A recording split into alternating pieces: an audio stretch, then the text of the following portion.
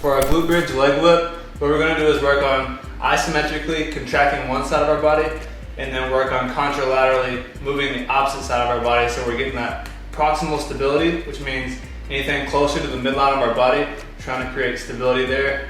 And then everything distal, further away from the midline of our body, we can get that mobility. So the more stability we have towards the midline of our trunk, the better and more efficiently we can move. What we're gonna do is get in this glute bridge, maximal glute contraction. Remember, if you had a tail, we want to point it up towards the ceiling, so slight posterior pelvic tilt. We don't want to arch.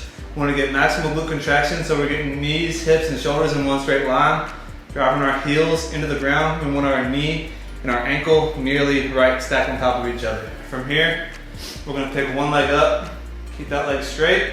As we pick this leg up, we don't want our hips to drop, so we're getting this anti-rotation component, working on core actively being engaged this whole time.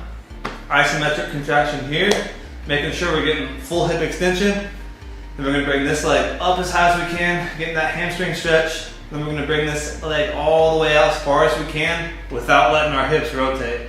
So we're getting good adduction, getting our leg abducted as far as we can while maintaining good pelvic control. We're gonna go back down, that'll be 1 rep. So this whole time you're holding here, up, out as far as you can, bring it back, down, that's another rep. You get all your reps on one side and then switch to the other.